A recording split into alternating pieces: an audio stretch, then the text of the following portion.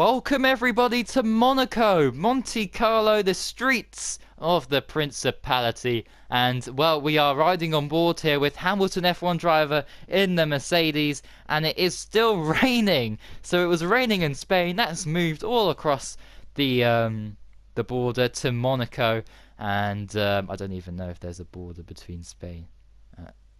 Oh no, that's France, isn't it? Wrong country, everybody. Ignore what I just said there. But don't ignore what I'm going to say for the next 10 minutes or so, because this is going to be an absolute thriller of a Grand Prix. And it's an absolute thriller of a qualifying session because, well, you need a lot of skill to negotiate the streets of Monaco in the rain. I mean, in the dry, it's very dangerous. In the wet, all that danger factor has been maxed up to 11. So anyway, who has pole position here? It's Mark at the moment. So Mark NUFC has got pole position, but that could all change, of course, in the next few minutes. And well, he's decided to pull over and go for his Chinese very early on. So that is the end of Mark's qualifying session. But he still has pole position unless somebody could snatch it away from him. So we'll just have to wait and see if anyone can improve. Here's Sweaty Bunny here, and Sweaty setting a good first sector, I have to say. Although that could change with the second and third sector, so we just have to hold our breath here as he comes through the chicane. This has to be very nice and tidy. And well, so far it is. It may look a little bit slow to you, but remember that it's wet, and this track is known for being very slow. Of course, why would they want to go extremely fast? You just crash. But you need to find the balance between going too slow and too fast. Just finding that midpoint where you're not going to make a mistake and lose your front wing, and you're not going to be, I'm sorry, extreme, but I'm going to use you as an example, being like extreme and being very slow. But that is it. So Sweaty did not improve. So it is Mark who gets pole position then from Sweaty. And Blizzard then takes third. Francis Jessica is in fourth. And the championship leader, Ballboy, is only fifth. So Ballboy really needs to improve his qualifying results if he wants to get himself another world championship. Anyway, that has been qualifying for the Monaco Grand Prix. And yep, I'll see you guys in the race.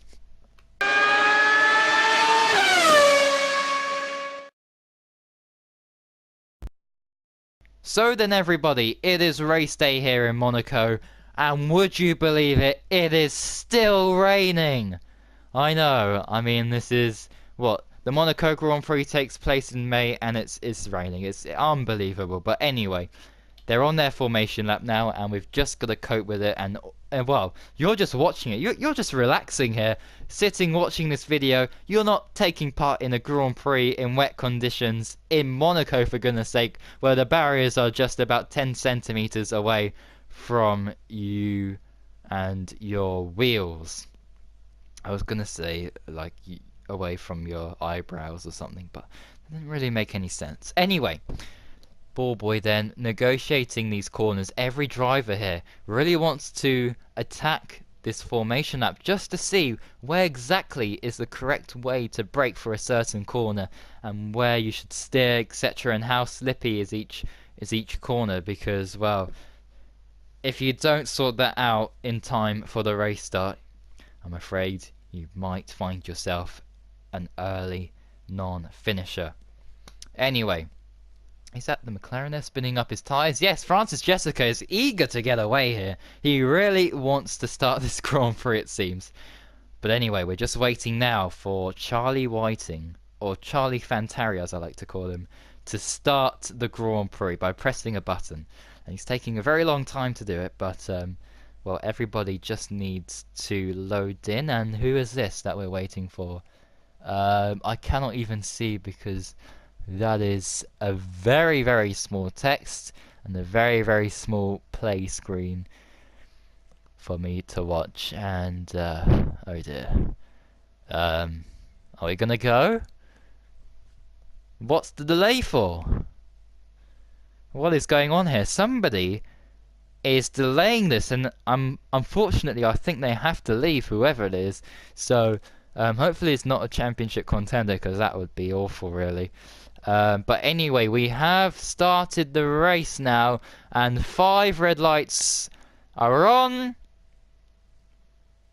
And they're now out, and the Grand Prix is going. Blizzard's disconnected, so it was Blizzard then who had to leave the session. So hopefully he can rejoin and take control of his car. Ballboy down the inside of the McLaren of Francis Jessica into turn 1. That's a fantastic move to make. And he's up into P3 now. So that's P3 for Ballboy 57. Mark NUFC still retains the lead of the Grand Prix here. Yellow flags, well now it's green flags behind, so there's been a bit of contact behind. Well, further behind anyway. And Ballboy now they're negotiating the hairpin, and the safety car has been deployed. So it's not the virtual safety car like it was last time out in Spain. It is the virtual... No, what am I talking about? It is the safety car that is deployed here in Monaco, not the virtual safety car as it was in Spain. That's what I was trying to say. And I think I said it. I'm not too sure, but I'm going to continue anyway, because otherwise I'd be here until Christmas. Which, obviously, I might have to do all these episodes until Christmas, because I think I'm 100 races behind. But anyway, let's not get over how many episodes I have and how far behind I am with this. Let's commentate on the race, or should I say let me commentate on the race. I mean, you could as well, but it would be a bit weird, because the whole purpose of clicking on this video is to watch the race and hear someone commentate, not you actually commentating and me just, I don't know, being silent. Anyway, the race has restarted now, the safety car has pulled in, and it's go, go, go here for the Monaco Grand Prix once again. And, well, Ballboy's about 10 million, I should have said billion, shouldn't I? 10 million, billion, trillion, quadrillion meters behind Sweaty. He needs to be right up his gearbox. But at the moment, I don't even know what kind of gearbox Sweaty runs, because I can't even see it. And that is because it's covered by the engine cover. So that's, yeah, that's a silly statement to make. Anyway, Ballboy then setting a purple first sector there, so possibly he could be on a charge. And well, Sweaty's car is getting closer and closer and closer. But is it close enough for Ballboy to make a move? Well, overtaking in Monaco is nearly impossible, but it is possible. It is possible. It's nearly impossible. And it is definitely possible. You can make a move here, you can make a move anywhere really. And Ballboy's just made a move to get himself a penalty if he doesn't tighten up that corner. He needs to just, yeah, okay. That corner was perfect for Ballboy, but he needs to make sure he doesn't get any sort of penalty. But anyway, he's heading through there into the final sector. Look at this, so Ballboy there. I think he's being a little bit cautious here. He's thinking, okay, I got third place now. Who's behind me? Oh, it's CK. Okay, I know CK isn't as quick as me, so I can just not back off too much, but I can afford to go slow. And that is exactly what he's doing here. And now we're on to lap 9 of the Grand Prix. And, well, the best way to take that Raskas corner is to keep the steering wheel straight. And as you can see there, Mantu Vipper has now popped up into 4th place. So that's a good recovery from Mantu, considering he didn't start in the top 5 at all.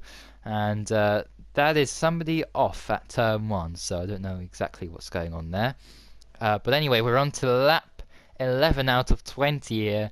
And the track is starting to dry here, so possibly you could go on to the dry tyres. And as I say that, look at that, Mantu is now on the Ultras. And, well, he's just been passed there by Ollie Flavel, so perhaps that wasn't the best of strategy choices to make. So maybe you'll just have to wait until lap 15, 16 to make a stop onto the dry tyres. But is it worth it really? Because there's only going to be, what, 4 or 5 laps left. And possibly just staying on the inters might be a good call. But Ballboy obviously thinks that the dry tyres is the right tyre to be on. And he's putting them on, and he can afford to do this actually. Because the next car of Ollie Flavel was about 30 to 40 seconds down the road. So he of course could make that call. And well, let's just see if this is the right call to make. It's lap 12 actually, so 8 laps is a definite decision and reason really to put on these dry tyres. You don't want to stay on the inters, you'll just be passed within 8 laps. Well, I say within 8 laps, but probably within 2 if the track is extremely dry. But as Ballboy negotiates into turn 2 here, I've said it negotiates or negotiate. I said the word negotiating, or what's it called? I don't even know what I'm saying anymore. Anyway, so I wish we had more POVs. Yeah, let's just talk about that instead of saying, oh, I said this word a lot. Oh, I said that word a lot.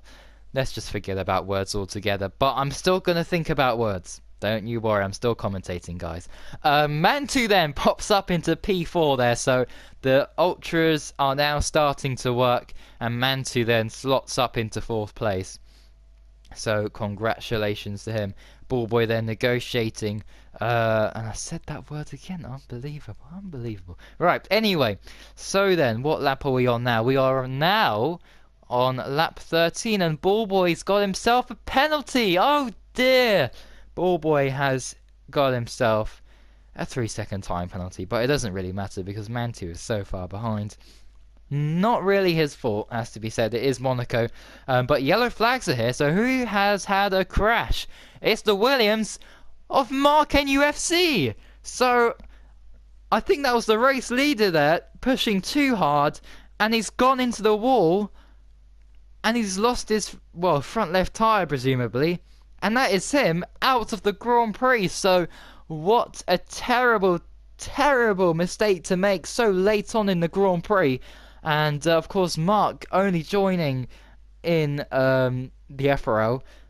He made his debut in the previous race in Spain. So wow, what a story that would have been if he managed to win on his second race. But it wasn't to be. That's unfortunate for Mark.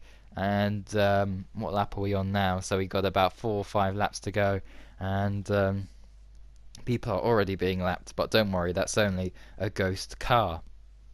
And well, you can see the timing difference there. Sweaty, an incredible 18 seconds up the road, and that will surprise people who have taken part in current seasons of the FRL.